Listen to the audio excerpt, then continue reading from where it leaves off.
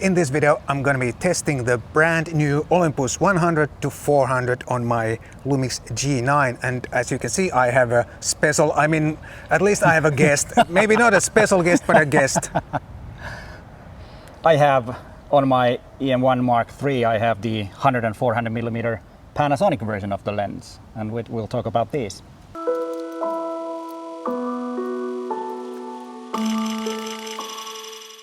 Hi guys, my name is Matti Sulanto. I'm a photographer and a Lumix ambassador from Helsinki, Finland. And in this video I'm going to be trying the brand new Olympus 100-400 Super Telephoto Zoom on my Lumix G9 camera body. And my friend here, Peter, is with me, and why don't you tell us what you have? Well, this is the 100-400mm Panasonic Leica version of the same focal length range, and I have it on my E-M1III. And we're going to be testing these, cross-testing these, and let's see how they work on the wrong camera brand bodies. But before we go to the first part of this comparison, I'd like to remind you that I was visiting Peter's channel where we compared these lenses on our own camera bodies. And I'll put the link to that video at the end of this video so you can check it out, because you're probably interested in that one too. But now let's talk about the balance and handling of these lenses. And because you are my guest of honor today, why don't you start? Yeah, well, the first thing that kind of struck my mind that this is a lot smaller. It is. Because I've used this before, like a year ago. Took a few shots when we were sitting. I was just looking at the round. We were sitting in the coffee shop, and I tried it. But this is a little smaller and lighter, and this was like something like under 1 kilograms. Yeah. And otherwise, yeah. And then when you using this, if you're used to M-Zuiko lenses, then you notice that the zoom ring is going to the different direction, which might be, if you have every other lens you have to the others, this might be an issue. And I bet the focusing is the same thing. But you can change the rotation at least. Oh, okay. Yeah. Olympus camera bodies at least. Yeah, I think you can. Yeah, that's true. That's true. And otherwise, it is good. And okay, let's say that the lens hood isn't the best design, but okay, this is like 3 or 4 year old lens, so this might be a bit loose because of that. But it tells something that this is not the best design. But otherwise, I like the look and feel of this lens, and it's a bit smaller. I actually like the size of this. It is smaller, and that's one of the things we could compare it like yes. this, as you can see. Yes, and that's one of the things I noticed first, that this feels kind of big. I'm not saying this is a big lens for what it is, but it feels bigger. It feels bigger and heavier right away because it is. Yes, yeah. But you can feel it right away when you take it or put it on your camera. But other than that, I think it feels good, and I have to agree with you on the lens hood. I think this design is much better. I don't know why they did it like that on that camera, but I think, as far as I know, this is the only Leica lens that has this kind of lens hood design. Okay, yeah. And then there's one thing I was wondering, what is this knob? But this is actually quite handy when you have the lens color and you want to have this where your camera. Yeah, the switches are moving also, and that's kind of interesting. It's not a bad idea, even though all these extra things are something that you could grab it somewhere or can go. But it's wrong. Some people like the feature, some people don't. But I think it's kind of handy that they are always on the same side of the lens. That is true. Yeah, that is true. But I think other than that, this feels really, really nice, this new Olympus lens. Nothing to complain, really. All right, and the next one is the compatibility with the camera body. And again, I'll let you speak first. Okay, thank you. The first main thing, of course, is that the lens mount is the same. Yes. There's no problem with that. And in general, they work. You can use M-Zuiko lenses on your camera, and I can use all Panasonic Leica lenses. Yeah, main features, generally they work on the different brand. Yeah, and the differences that comes are, AF and the image stabilizer, which we'll talk later, right? We'll talk about that. I think that was your plan. Yes. Yeah, that was the plan. Yeah, I remember this script. Good. Yes. But The focus bracketing, does it work? Yes, it did. Yeah, same here. Focus bracketing. Stacking didn't work. No stacking, but the bracketing works. Yes. And but you were talking about the Olympus Pro Capture. Yeah, I tried it and it works. So you can use Pro Capture on this one and high-res shot too. And Yes. all the other things works except the focus stacking. So the camera doesn't stack because there are Yes. only certain lenses that are compatible with focus stacking. Yeah, so generally everything else seems to work, but we talk about the autofocus and the image stabilizer later, and there might be some small differences there. All right, and the next one is the image stabilizer. And I'm gonna start this one. You can start. So I know, I will follow. There are not too many options when you mount this Olympus 100-400 on Lumix camera body. You can turn the image stabilizer on or off on the side of the lens using the switch, and that's it. It either works or not, and it seems to work pretty well. But I have to say that when I used this, it felt to me that when I'm kind of composing my picture, that the picture is quite not as stable as with that lens and the dual IS. But this is only based on my kind of how it feels when I'm looking through the viewfinder. Yeah, well, what happens if you turn the IS off? Does it turn the IS off on the body too? So you don't have no IS? Okay. Yes, it only uses the lens IS, and if I turn off the IS on the lens, everything is off. Oh, okay, yeah, because it works a bit differently on this one.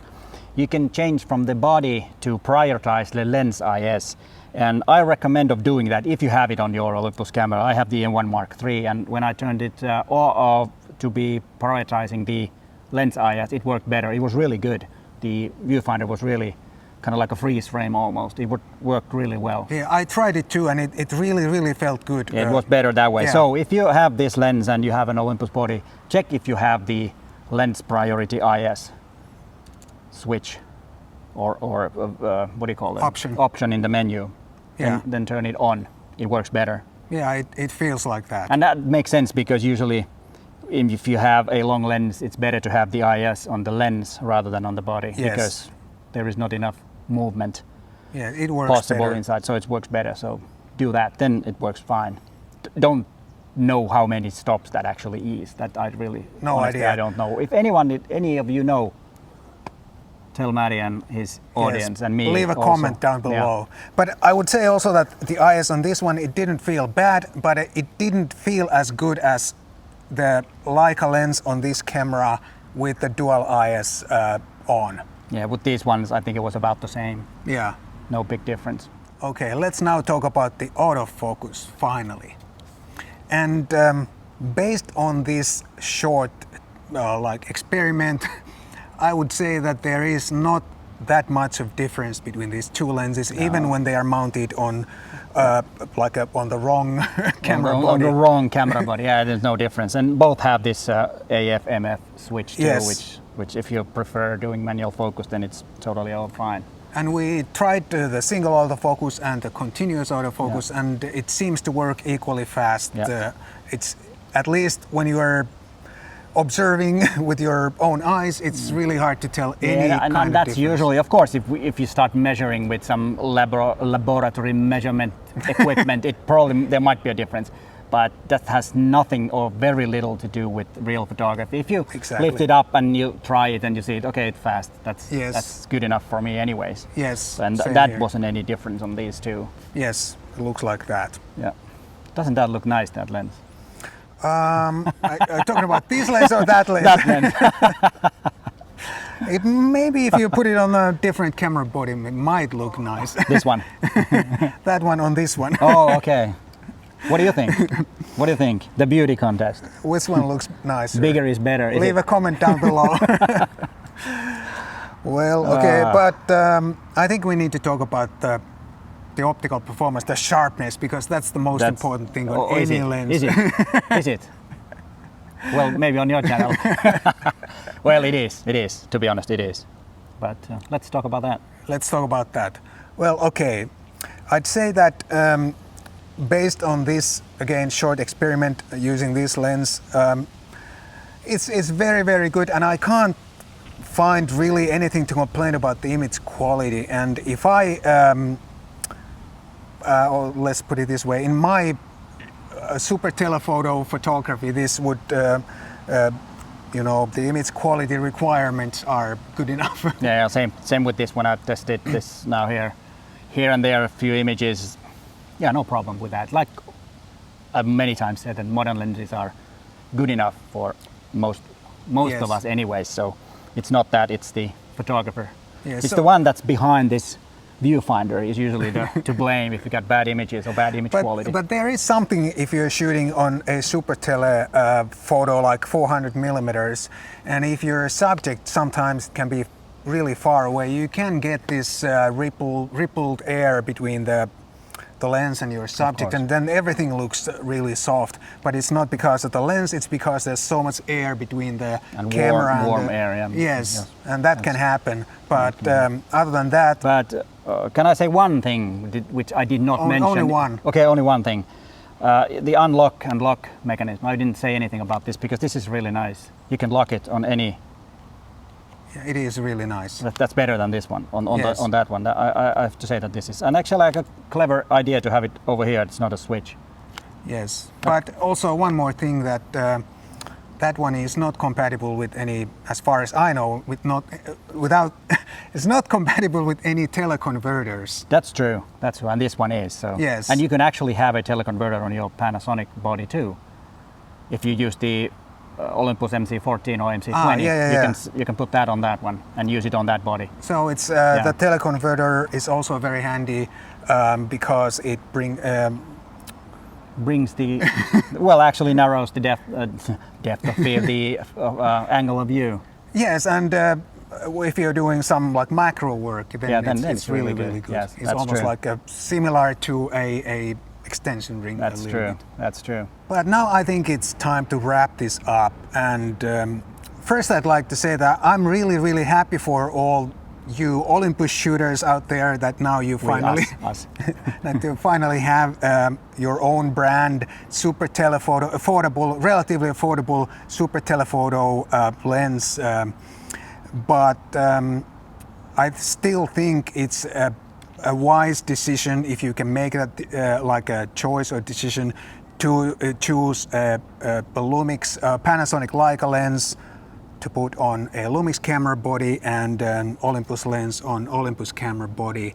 I think it's always the better choice. Yeah, it's a good start. And if you can't find this with a reasonable price or it's out of stock or something, then this is a good option. You can live with this, no problem. Yes, and same here. If you can't find that, you can put this on your Lumix camera body and it seems to be working really well. Yeah, and this, like I said, I've tested it a year ago, a few shots.